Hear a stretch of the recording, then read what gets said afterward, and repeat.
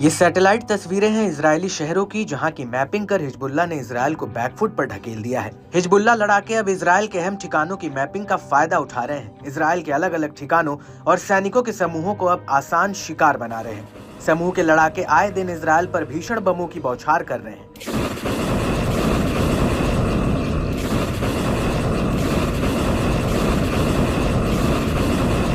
Hezbollah के सटीक हमलों के चलते इजरायली शहरों में काफी जान माल का नुकसान हो रहा है। इजरायली सेना ने अपने सैन्य साजो सामान ही नहीं बल्कि अपने कई सैनिकों से भी हाथ धो लिया है। बावजूद इसके इजरायली सेना लेबनान से अपने कदम पीछे नहीं खींच रही है।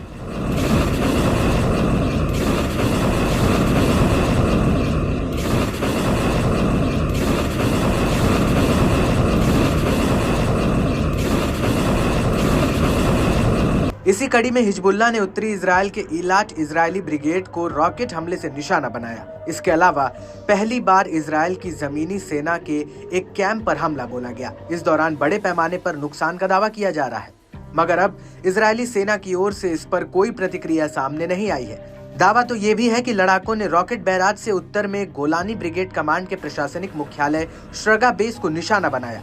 लड़ाकों ने कब्जे वाले गोलान हाइट्स में फोरान कैंप को भी अपना आसान शिकार बनाया, जो इजरायल के जमीनी बलों की तैनाती के लिए इस्तेमाल किया जाने वाला एक महत्वपूर्ण बेस माना जाता है। इसके अलावा हिजबुल्लाह के लड़ाकों ने शोमेरा, नहरिया, मेरोन, अविविम और मलिकिया की अवैध बस्तियों पर रॉकेट से हमला किया।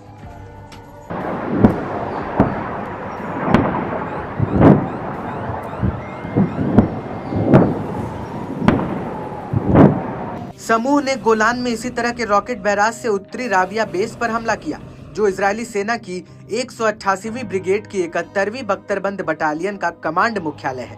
बताया जाता है कि इसमें टैंकों के लिए गोला बारूद का डिपो है, जहां बड़े पैमाने पर नुकसान का दावा किया गया है। वहीं हिजबुल्लाह ने दक्षिणी लेबनान के अल बयादा शहर में भी इजरायली बलों के साथ गोरिल्ला वॉर लड़ा। इस दौरान एक इमारत में मौजूद इजरायली सैनिकों के एक समूह को निशाना बनाया गया। यह हमला ऐसे वक्त पर हुआ जब शहर में इजरायली सैन्य बल पीछे की ओर खदेड़े जा रहे थे। बता दें कि बीते दिनों इजरायली बलों को हिजबुल्लाह के साथ टकराव के दौरान भारी नुकसान उठाना पड़ा था। ऑपरेशन के परिणाम स्वरूप घर नष्ट हो गया और कई सैनिकों के हताहत होने की पुष्टि हुई। हिजबुल्लाह ने डेयर, मिमान, कफर, किला, त्रिकोण और खियाम शहर के दक्षिण में इजरायली बलों की सभाओं पर रॉकेट से हमला किया। समूह ने दावा किया कि शमा शहर के पश्चिम में एक मरकवा टैंक को एक गाइडेड मिसाइल से नष्ट किया गया। इसमें उसने सवार कई इजरायली जवान मारे गए और घायल हुए। लेबनान के अलमनार टीवी के मुताबिक इजरायल के ताल अल लूबिया शहर के पास से अपने सैन्य वाहनों को वापस बुला लिया है और अपनी उपस्थिति को कम करके पूर्वी बाहरी इलाकों तक सीमित कर दिया है।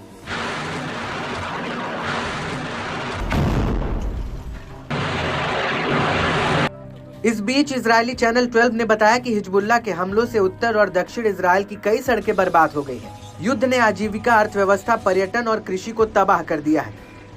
वहीं न्यूयॉर्क टाइम्स ने दावा किया कि इजरायल हिजबुल्लाह के कम दूरी के रॉकेटों को काबू नहीं कर पा रहा है। इजरायल का एयर डिफेंस सिस्टम हिजबुल्लाह के हमलों का सामना करने में फेल हो रहा है। लड़ाके उत्तरी इजरायल को लगातार अपना निशाना बना रहे हैं। इसके चलते उत्तरी इजरायली बस्तियों के लोग सुरक्षित अपनी बस्तियों से नहीं लौट पा रहे हैं।